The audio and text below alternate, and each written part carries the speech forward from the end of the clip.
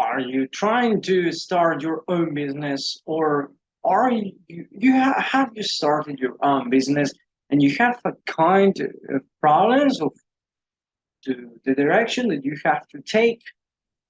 Well, anyway, or any those scenarios that is your situation, don't worry, because we are going to work in it here in business books.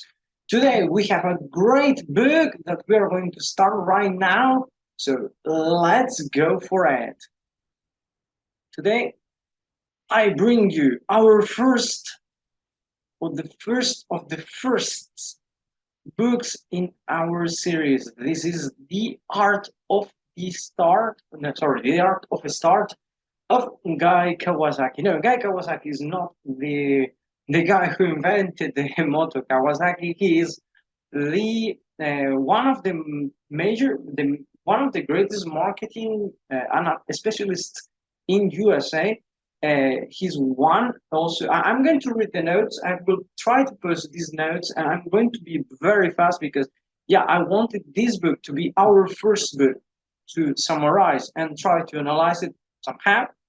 I'm trying to help you, but it's going to be very. I'm going to rush because it has a lot of information. I really encourage you to try to read it, and because it's fabulous. It has a lot of ideas, a lot of examples, and a lot of exercises that I can't analyze here because it's going. If I do it, it will turn over 2 hours. I try. This is not the first time I try to do this video, and it goes over 1 hour. And I don't want these videos to be so long, or 30 minutes for 1 hour. That's my gap, or that's my interval. I don't want to be longer than that. And this is a very dense book. So we're going to start. Guy Kawasaki was the marketer, or one of the evangelists of the Macintosh computer, one of the computers that started, or the first computer that started Apple. He worked with the greatest Apple personalities. For example, with Steve Jobs, he worked, and he talks about him in his book too. And he has become one of the trustees of Wikimedia. Wikimedia is a company that works with other applications or websites. Wikipedia is one of the biggest. No, as I have in the notes, but sometimes it's better to read the notes. It says it's the entity of Wikipedia. So. And he has written many books related to marketing, technology, and investments and entrepreneurship. Probably not marketing. I don't think he wrote about marketing. Let's go directly to the theme of this book because, as I'm saying, it's too dense. So the art of starting, I don't know why I have the art of launching, but the art of starting. What do you need to start your own business, your own entrepreneurship? He says that the first thing you need to answer simple questions, and one of those questions is therefore what? And he says that when you have, imagine you see something. In this case, he puts the example of having a camera, having a smartphone, and then having the internet connection. And he says, well, I have a camera, I have an internet connection, then what? Or therefore what? What can I do with it? Well, I can take pictures and share them with other people on the internet. And you ask again, therefore what?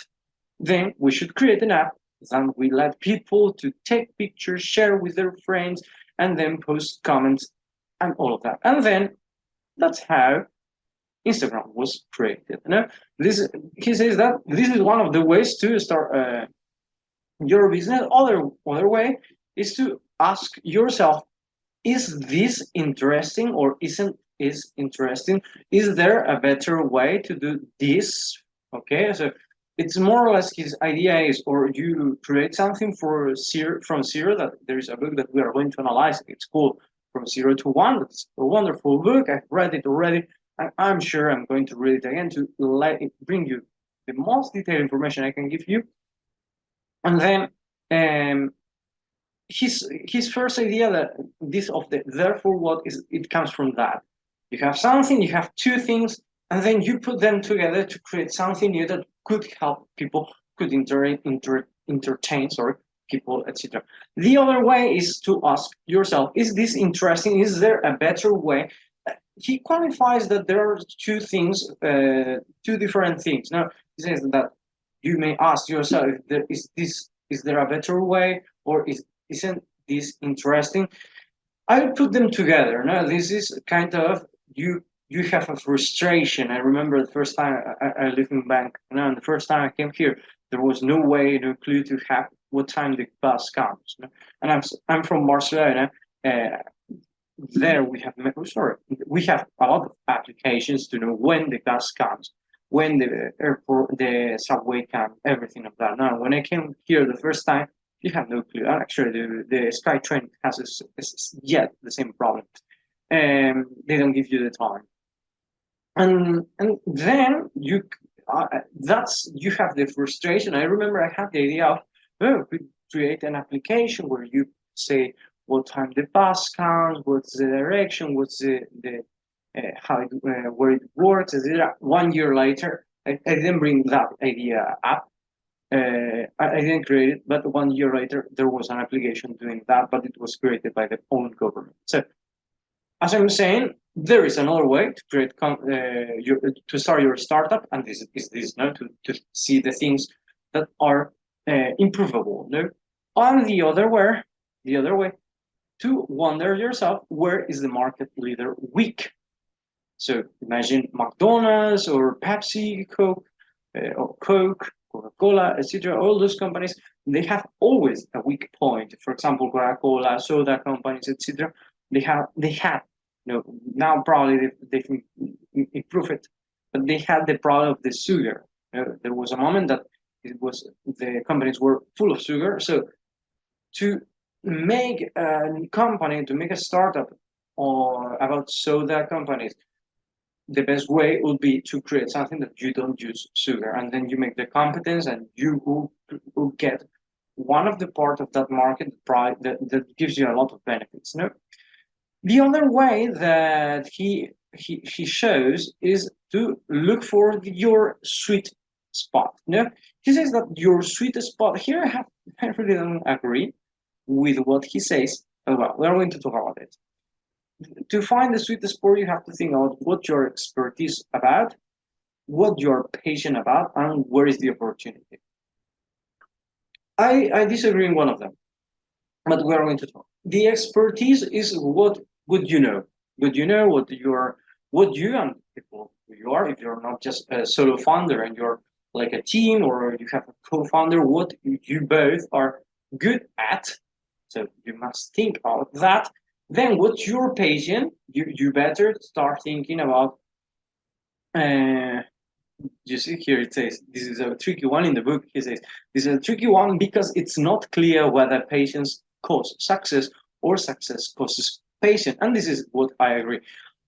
Sometimes you're patient about something and you dedicate your life to that, and that becomes your success because of that. But sometimes, for example, Steve Jobs' case, you are not patient to that, but the success makes you to become successful at that, makes you become more passionate to that. So at the end, you become but at the end it's a kind of patient on the gap, no? And at the end, the opportunity, it's very beautiful. There is a big gap in between expertise and patient, but if there is no opportunity, you probably are going to stay in the blue sea, as we're going to see is in another book, in a market where there is a lot of competence, and at the end, you're fighting for a few dollars. For example, one of the main that it affects me, it's the teaching. The teaching, there are a lot of teachers teaching online, teaching in schools, teaching wherever. No?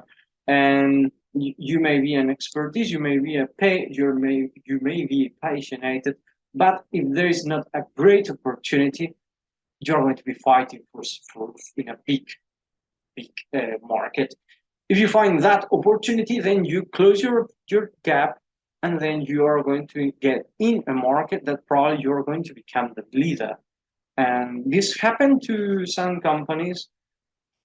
This moment, I'm sure when I recorded this video, before I had another idea.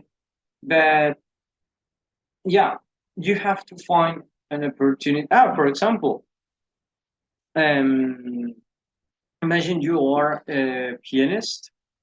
This is my case too. No, you're a pianist and you're a music concertist, which is my case too.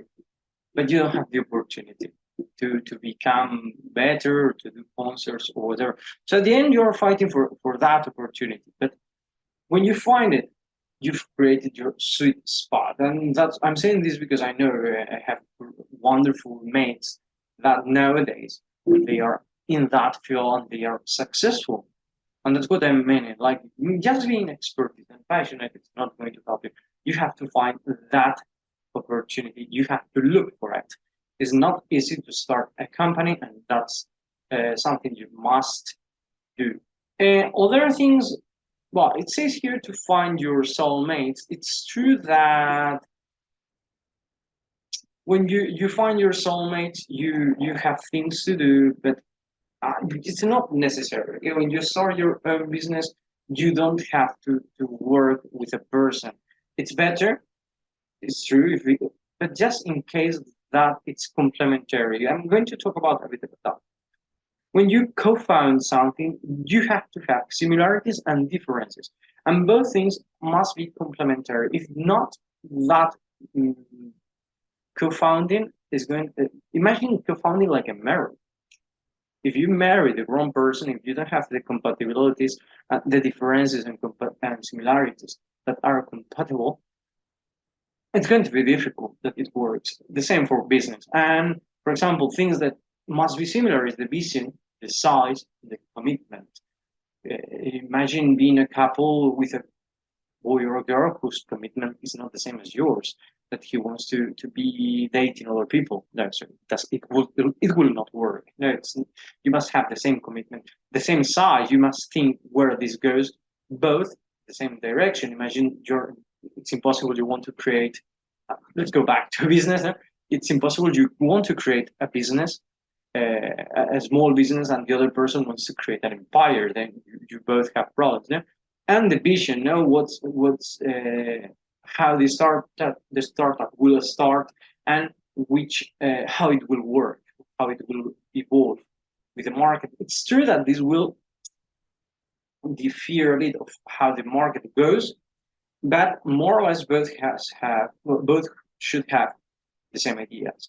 The difference is about expertise. If one is good at one thing, the other don't have to be good at that same thing, because actually will create problems in the points of view and the perspective and the orientation, no? The details, the ways you see that the startup must be different and complementary. Okay, so that's very important, because having different perspectives doesn't mean it's wrong. It's even better. Imagine, I remember one game that I really loved. It's called, well, I loved with D at the end, because now Assassin's Creed. One of the best things when I started playing is that they said that they've created that game based on different cultures, perspectives, different cultures, perspectives, no, religion, etc. No? And that gives the game a kind of thing that helps you to have a better and more how to say, more objective game that you can enjoy better than not having just one perspective. No? But well, also more things that he talks about is to make a mantra, if I'm not wrong, because I cannot see myself. Make a mantra and make meaning. So your company must have a meaning. Have a meaning means that must give something to people. We're going to talk about that later. And also have a mantra. Make a mantra, more or less, it comes from saying that you must have a company where you both co-founders must talk about, or must know, not just the co-founders. Sorry,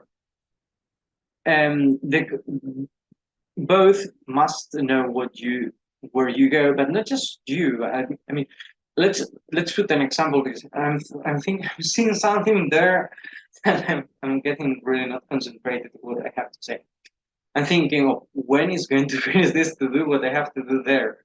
Okay, so let's put this example. Just do it. When I say that, I'm sure it comes that logo to your mind called Nike, right? So that's the mantra. Nike, for example, the mantra he says here, it's authentic athletic performance. So you directly with those three letters, those three words, you know what Nike works about. It's about athleticism, about performance, and well, authentic in this case, let's say that it's going to be more like quality. Yeah.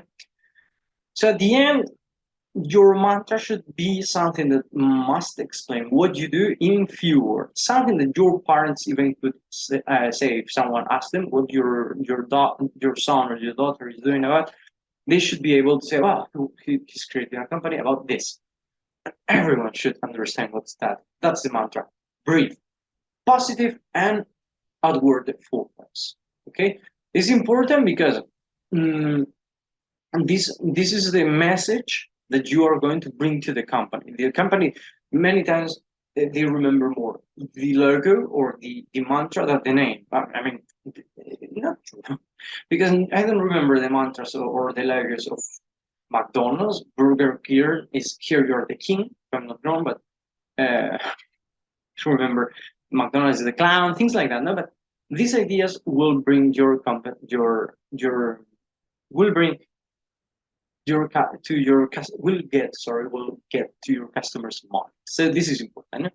And the last thing you should think, and it's very important, is about the business model. You should think about what kind of business model you're going to focus on.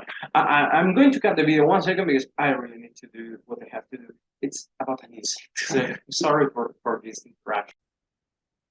Okay, and I've survived. I was seeing just an insect in front of me that it was going up and up to my door on my door, and I was like, okay, I have to kill that thing.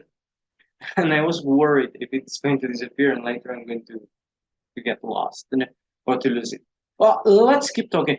I was talking about the business now. So two things that you have to talk or to think about is who has your money in their pockets and how you're going to get that money into your pocket. That's the business model talked very easily. It's not that way, but yeah, somehow it's a way. What he really means is who you're going to help them and how you're going to help them, how you're going to make them pay. And actually, there is another way how you're going to receive that money, because you're not going to help them for free. And you're not a non-profit organization. Well, unless you are, then. But then, even then, you need a profit, or you need a way to make money to get people to help. So that's at least two things, no? Who you're going to help or who you're going to focus on, and then how you're going to help them and to get that money for their help. No, and then there are different ways. For example, individualized solutions to make your customers happier or to make them better. Otherwise, other ways is to multi-component, to see uh, many ways to distribute your service or your product, etc. Other ways is to check what the market leader is doing and create more innovative and better products and more valuable components or other things. Now, freemium, it's another kind of business model. For example, this is the model that you give your services away for free, but later if they want more options, then they have to pay. I use one of those, for example, for my I have one. I wrote a book, and then I affiliate way or affiliate section And then to get that affiliate section, I had to get a plugin in my website. Then the plugin was like, you have these features for free, but you need more.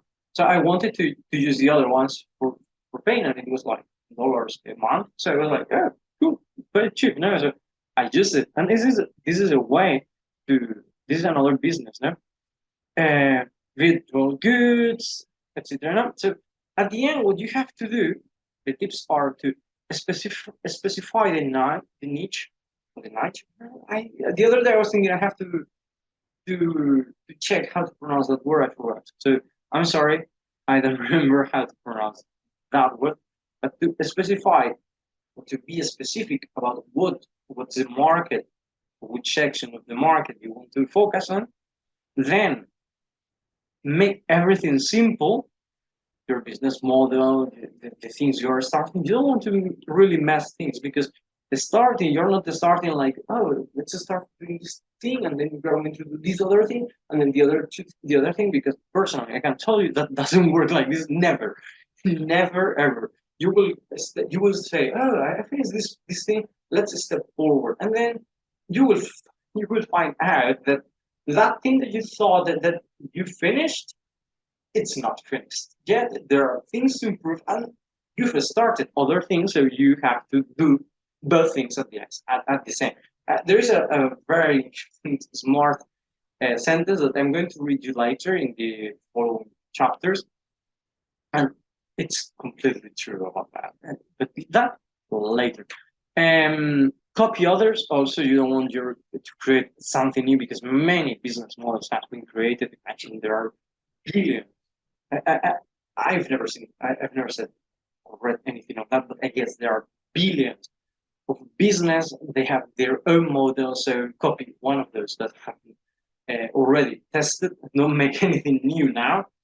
You have later time to improve, but you are starting. You don't want to make things complicated in this moment. So start simple and expensive. Try to get something a business that could be that could grow up better. Don't focus just on growing up. It's true that, for example, in my case, I started another YouTube channel in English talking about Barcelona, and I left it because I didn't see any kind of expansion possible.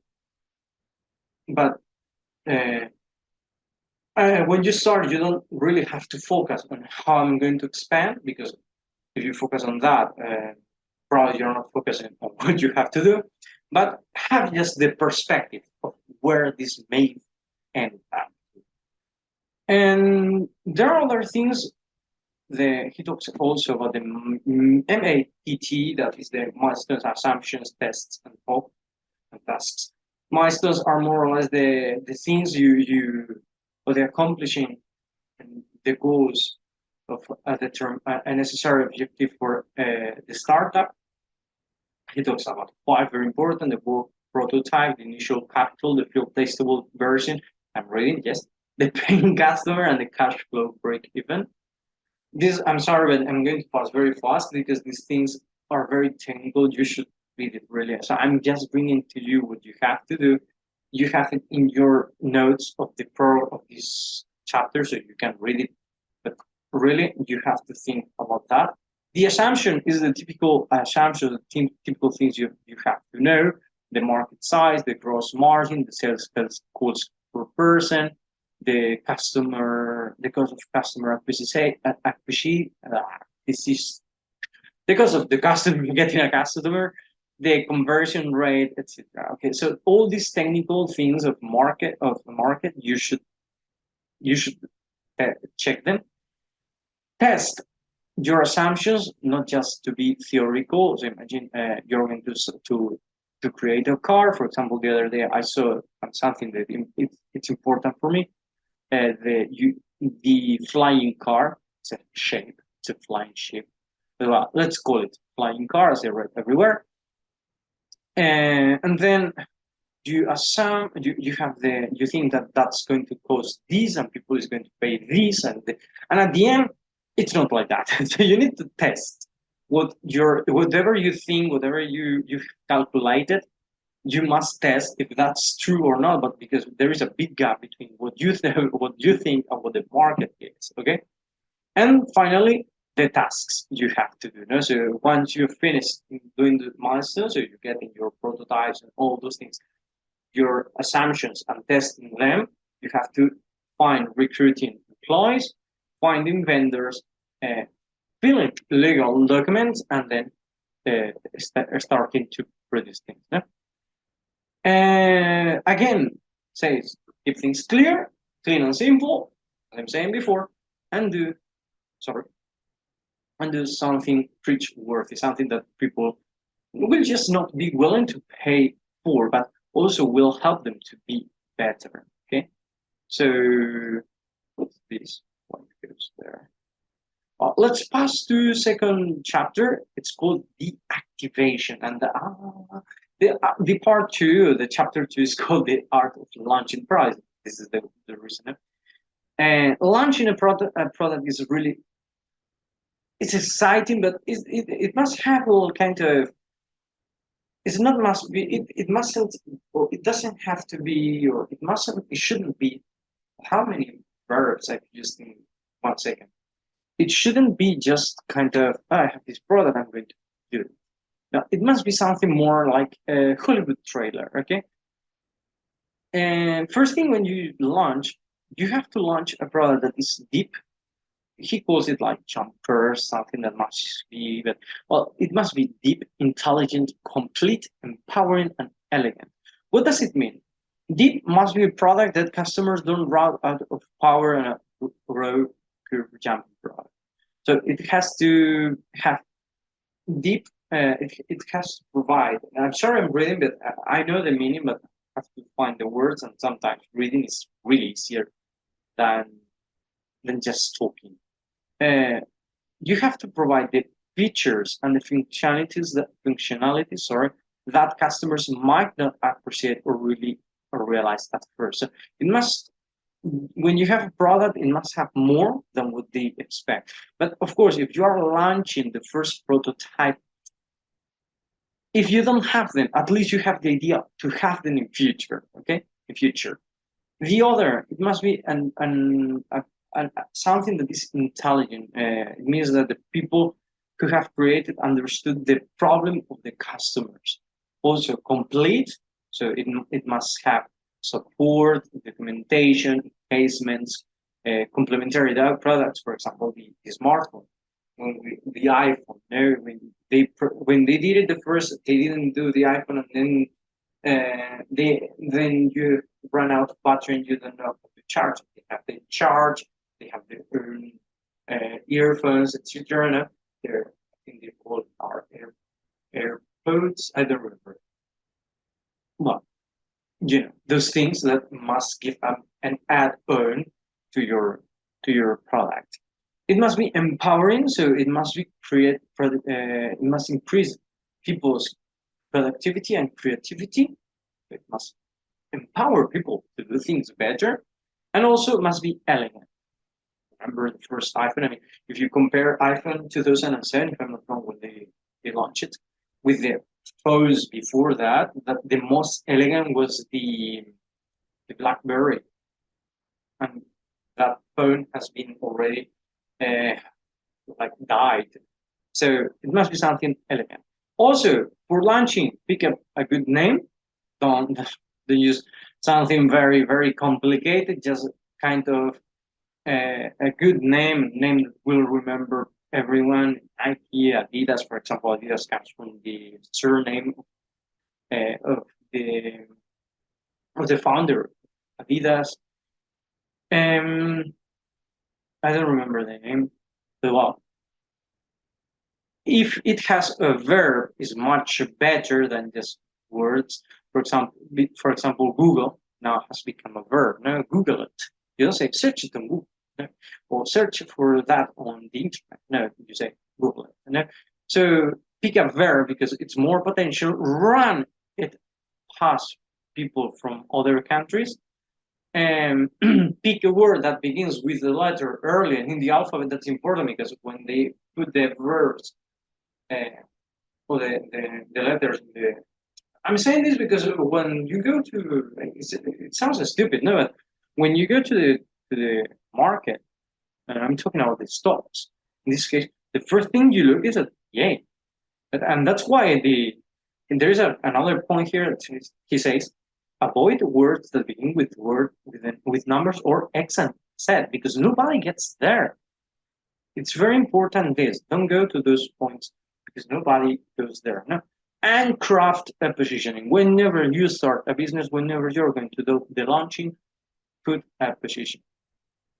Also, when you start launching, the most important thing is to cross the chasm. And this chasm, it means pass that part from the early adopters to the early majority pragmatism.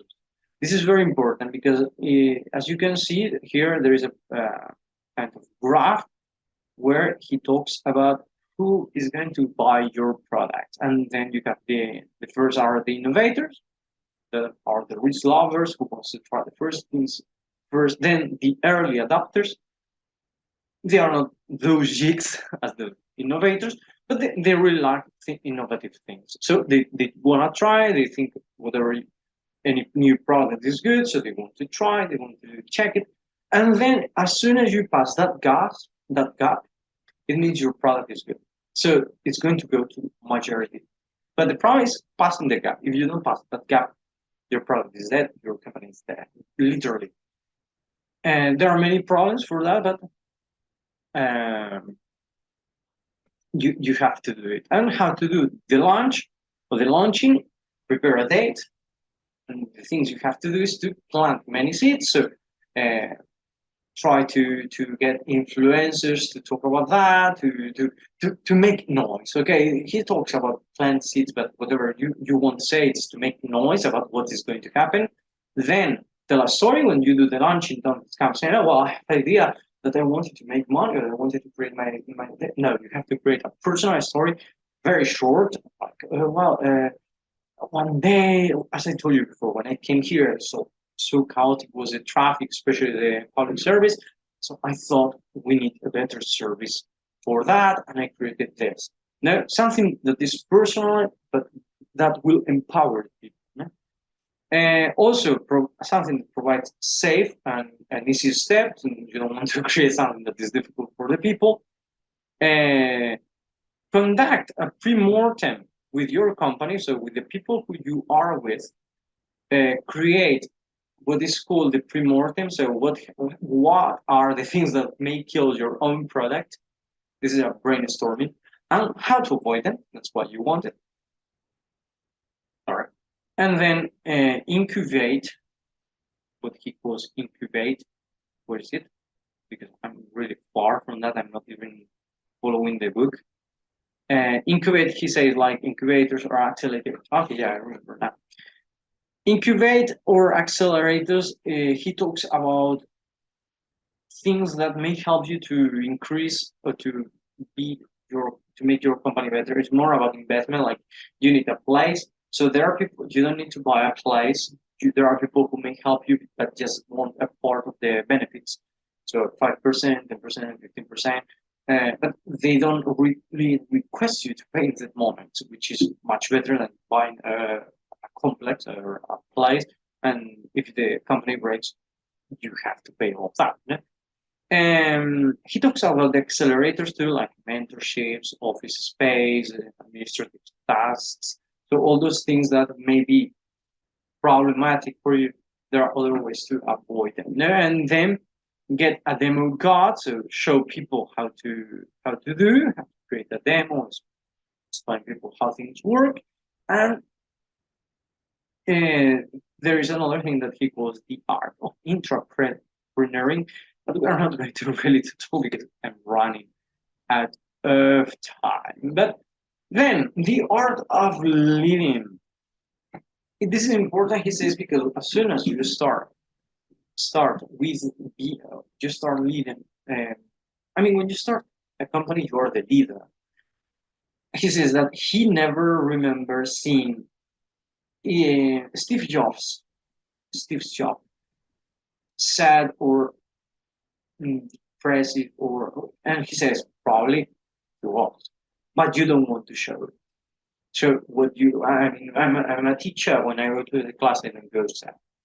I go like happy, like let's do it, and it's laughing. But this is your job. You have to be optimistic. You have to show them that you, even if you're dying from inside, you're the leader.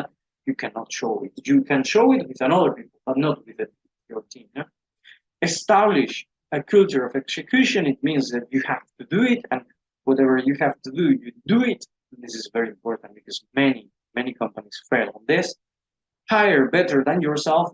Take the red pill. The red pill, when he talks about that, is more like you don't want. It's about Matrix. This was very funny.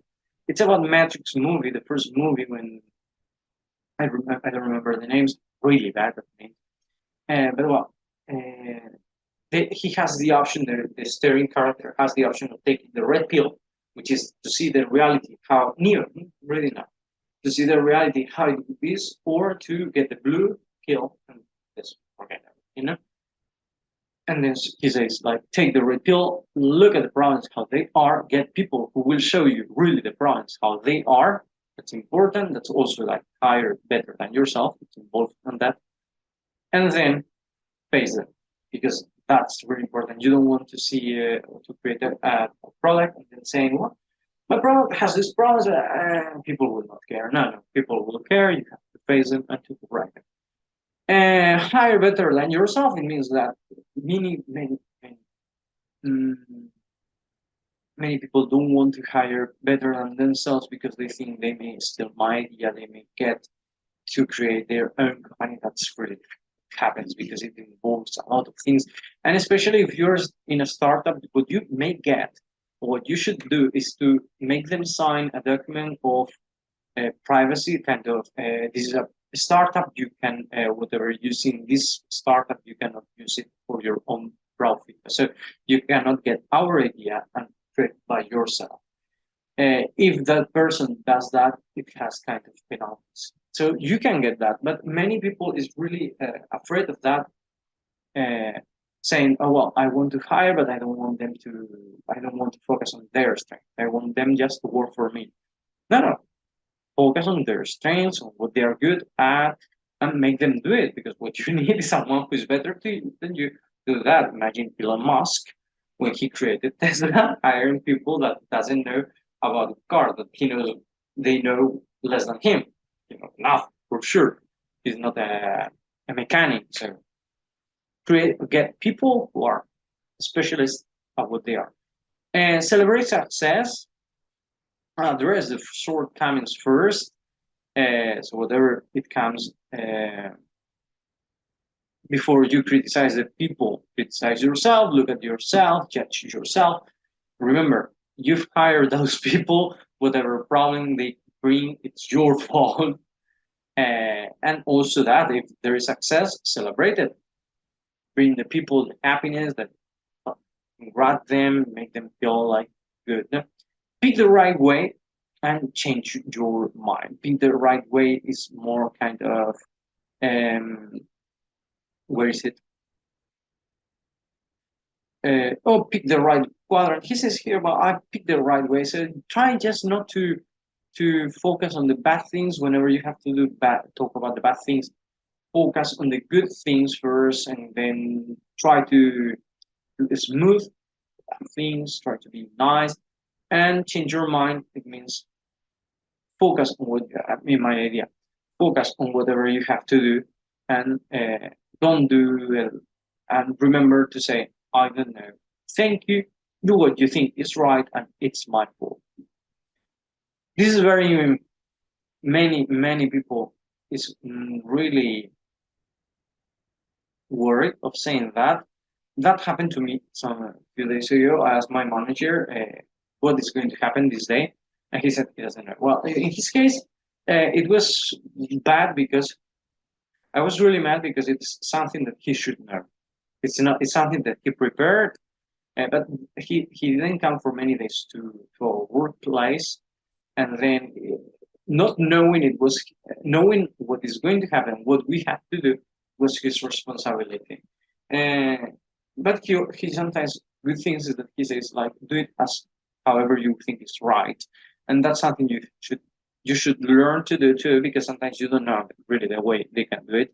It's not your expertise. Imagine a person, a specialist in for example, my field is mm, mechanic, no, so it's kind of automotion thing, and then for automotive, whatever, a kind of vehicle. And then imagine one of the mechanics come to me and he says, "We have this option and this other option. Which one we should take to make that engine?" And for me, I will be like, "I don't know. I'm not. I don't know about engines. Anything. Do whatever you think it's right, and then if it's not right, we can see. I will go with you, and of course, I will have another perspective. I will go with you. I will try to learn. I will try to give you my point of view to see if that helps.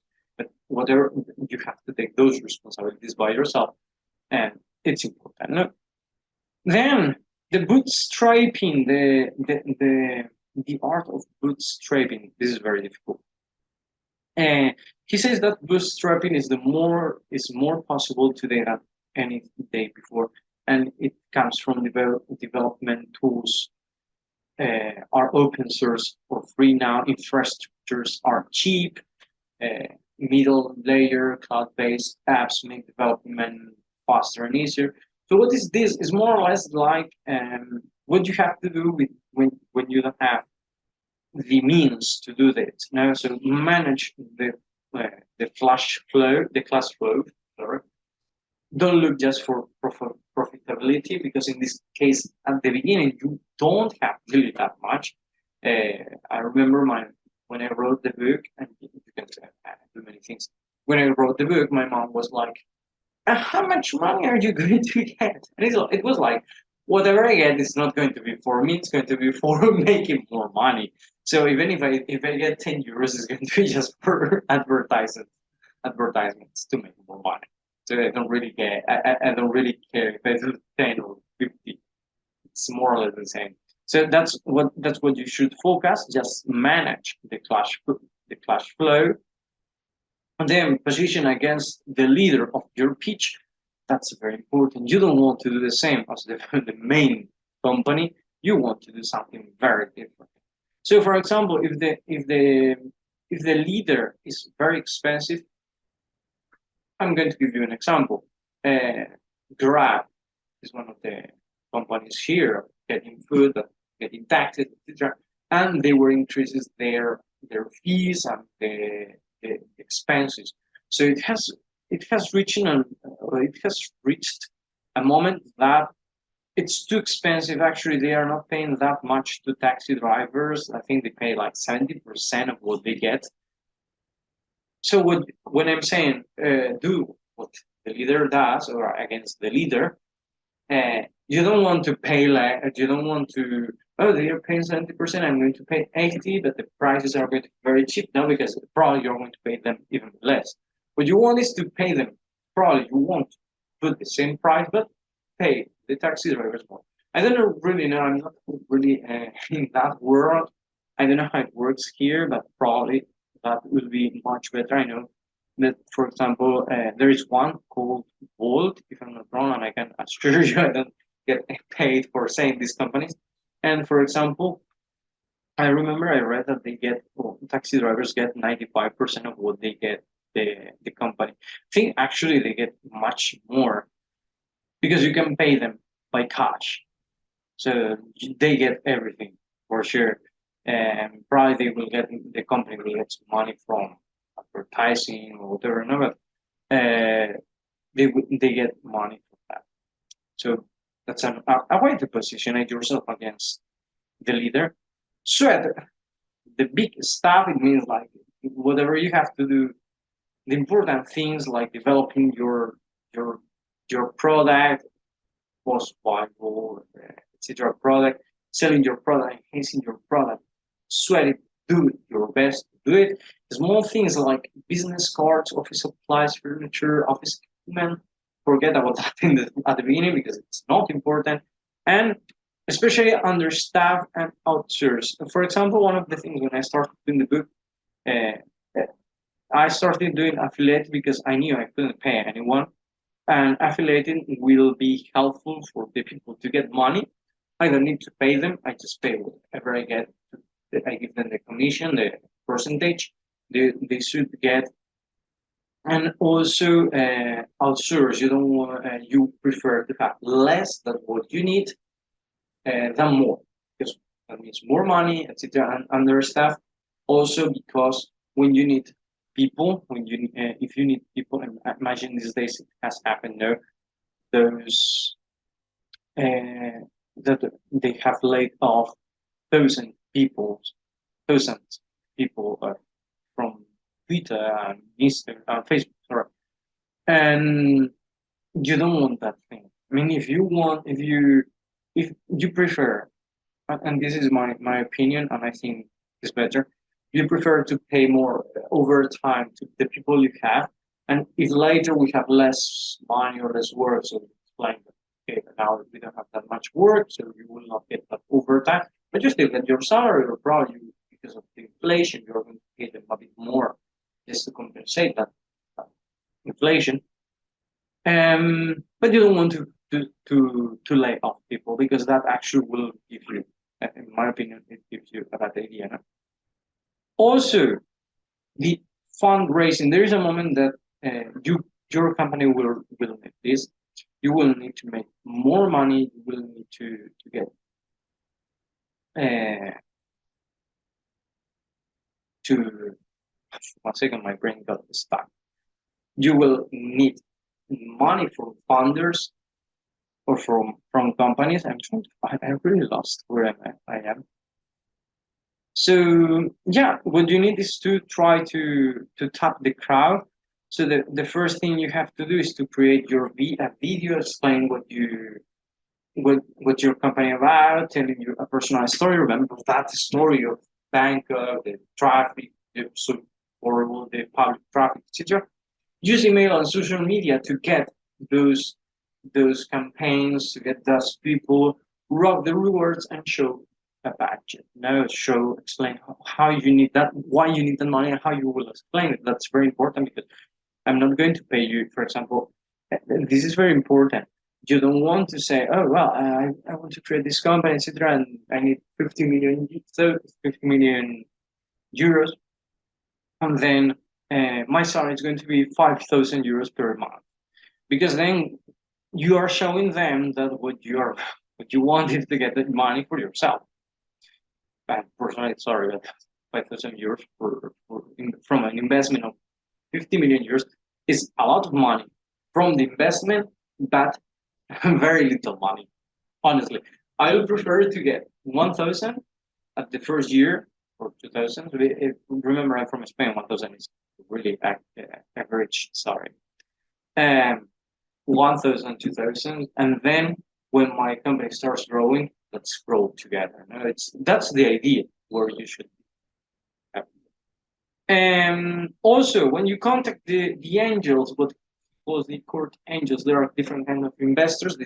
We are not going to talk about that, but you should look for these investors. They are not going to look for you. You should look for them, and then you have to don't underestimate them. Enable them to live vicariously, make your story comprehensively to spouse. He says like this kind of angels or the investment committee is going to become like your spouse, like your wife, your husband, more or less. Be nice to them and sign up people they know or have heard of. Also, about the investors, you have to know, when you talk with them, you have to know who they are, who they work with. It's very important. Because also you can relate it. Like imagine my company works in cars. If I know that my investor worked in BMW, with BMW, I can compare, no? Same, the company has similarities to BMW in this case. We can make this money as they need. But you have to have your foundation. You cannot make it up like something you invented. No? Remember, don't think that they are stupid. Don't say, oh well, if you don't want me, there are other investors interested in this. That's probably it's may be true or maybe not, but that's totally you're going to show. It's not a good sale, to be honest. Show traction, so show things that they may be interested. Things like number of registrations, number of downloads, number of paying customers, revenues, website traffic, things that they may be interested. For example, in my book, um, the first time I contacted different printing houses, they got just 2 replies. And then 5 months after that, as I started getting more traffic, I started to show the money and the things, the numbers, and I got much more. So that's what you want to show to make it attractive. You know? And also create an enemy. It doesn't mean that you have to really create an enemy. It means more like you have to focus on what you are going to help, or what's your objective, and then to help a lot. Yeah? When you present, follow the rule 10, 20, 30. So explain what's the rule. 1 second. In this moment, everything is up. 10 slides explaining the title, the problem, the value, the proposition, the underlying magic. So why it's so splendid and so wonderful, your product, and the business model, your go-to-market plan, your competitive analysis, your management team, financial projections, and key metrics, current status, accomplishments to date, timeline, and use of funds. So it more or less, that last thing is where you are, where you want to be, and how you're going to get there, and how much money you're going to use, how you're going to use it to get there. And master the points. This is very important. Whatever you're talking about, remember, don't do what I'm doing now. Like you don't know where you're going to go, because this is the second or third time. Sorry, this is the third time I've done this video. Right, I think I'm too long already. And as you can see, I'm like, oh, no, I have to do this, and you should know where you are, okay? Here, I'm not trying to get invested. And 20 minutes of presentation, don't do like I'm doing, not 1 hour, prepare for 20 minutes more, especially because one of the things is that the investors have a lot of people, that people may be late, because whatever, preparing, etc., bring 2 things of everything, especially to projectors, to whatever. Oh, of course, don't bring your projector. You should bring it actually, but don't bring everything. Don't bring your room, but bring everything that you will need. And if think of Murphy's law, whatever it may be wrong, it will be wrong. And sure, that's Murphy's law, but it's all right. Just that rule. So use 20 minutes because your presentation must be short, and then the questions and everything should be longer. If there is no questions, if there is nothing, I think it's wrong. To be honest, I think it's very bad. Or you have explained in 20 minutes, very clear everything, and they have no doubt, or they are not really interested. And that's the most possible. And the 30 is the 30.4. It means use big letters, because the main thing is that the letters, as you can see in these slides, is that they are going to help you, not to be what you're saying. So you should know what you are talking about. Never read your slides as I'm doing. Don't do that too. I'm a perfect example of what you shouldn't do.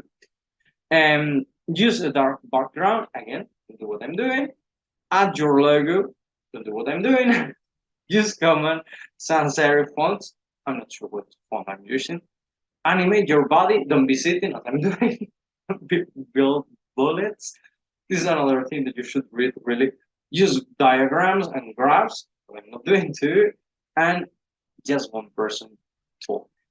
The other people, it should be the CEO, okay? The other people who talk, let them talk for the moments that you don't really know. So imagine for something very specific, that's when they should talk. Imagine going back to my company. Imagine they start asking me things about why this prototype of engine is so special. I know about the engine.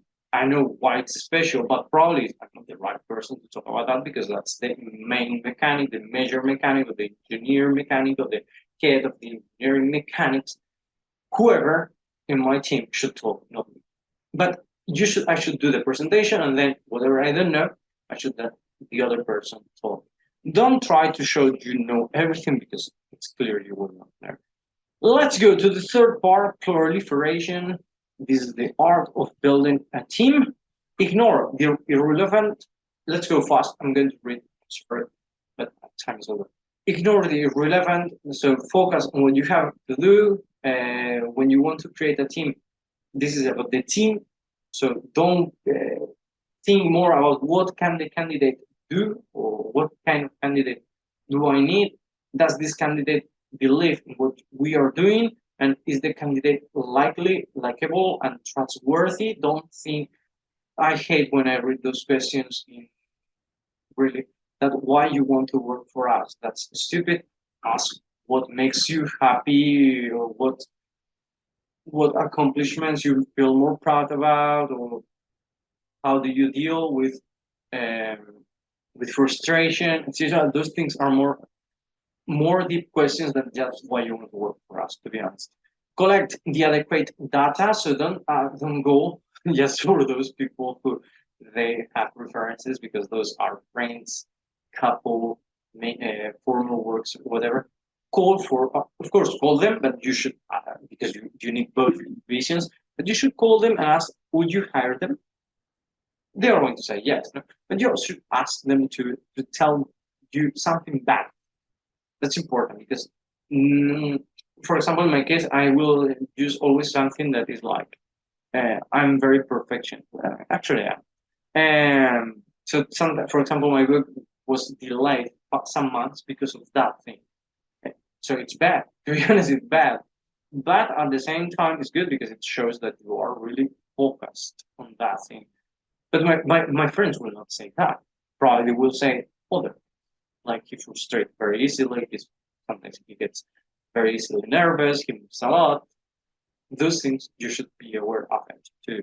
And use your tools to attract them. Don't talk just about the money, but talk about the uh, possibilities of increase. No? The art of wow. The art of that. It means like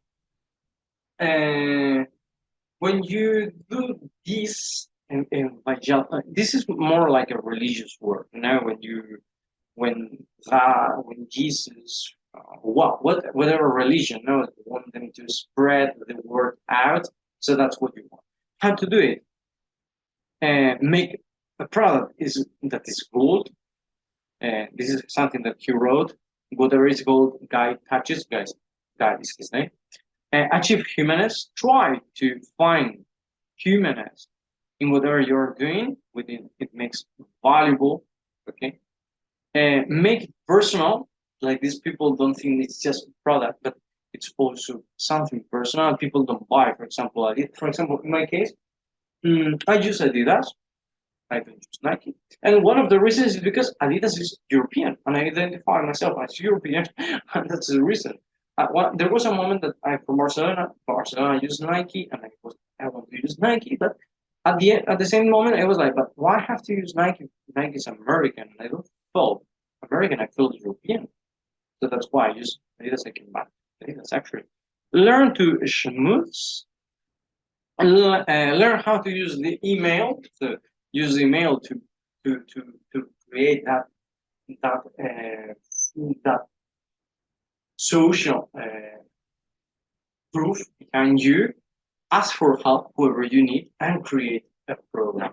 Ask for help is more like ask those people to, if you do, I guess, if you create an event, so ask the people to promote it yourself, to use these hashtags, etc., to do those things and create a program is more like, let me see if I find it better than just being here trying to find out. Create a program. Well, it's more like I don't know. I really lost the page and I'm very out of time. Socialize. What I was talking about, make events, make plans of how you're going to socialize your product, perfect your profiles, pass the reshare test. That it's very important, and it's a way to test the thing that I was talking at the beginning of what you think your product is. Must test if that's how it works. Feed the content monster. It means like social. You need to be posting every day. He says actually that he has posted sometimes things that later were repetitive, but he was like, I prefer to lose one follower than losing those likes. And so feed the content. If you follow some people on social media, you will see that sometimes they repeat the same post, but just for that point to don't be lost in the memory. Get more followers. That's why you need to feed the content monster and socialize events. So create events where actually I really recommend you to create events to make the people know what your product is and how to use it. The art of rainmaking. So again, those events you may ask influencers to come to you may educate people. For example, my idea is to make these events as a vehicle can transport itself. It's complex. I don't want to talk about my product in this moment because it's in creation. So. But my idea is to do these events so huge to educate people how it works and how benefits they are, not just to educate them, but to show them how they are going so useful for them. And once you got that experience, probably you're thinking, oh, I want to live it again. Make prospects talk, listen to your people, to the people who's interested in your product to make it better.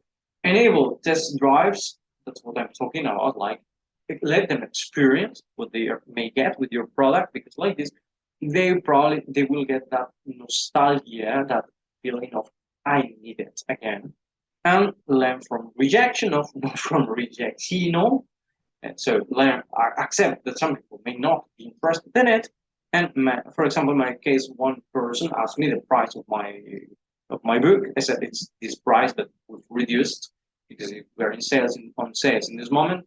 Never heard again. Hurts. It hurts to be honest, but you have to accept it and manage the rainmaking. Art of partnering. In this case, I'm going to be very really fast. Partnered just for some reasons. Don't partner because you can. Don't partner because you like that person and you want to do it with him. Do it because that person gives you something that you cannot do it, and it's because it's a win-win situation. It's not a situation where when you need him but he doesn't need, it will not work. It must be a win-win partnership. If not, also as it says, define deliverables and objectives. So how you're going to deliver your objectives, and everyone has to do their tasks. Ensure that the middles and bottoms like the deal. Don't just like you do the deal. This is more like you talk about the main points and later the details later. And then find a champion is more complicated than this. I really invite you to read the book and accentuate the strengths of the team. That's why you should do the partnership to make your strengths better, not to just to hide your weaknesses. And last one, enduring, strive your make your company more international, push implementation, than use strict methods of numbers to check where you're doing wrong and to make better invoke consistency, so better invoke social proof, help the people to see that your product is really working, build an ecosystem and diversify your team.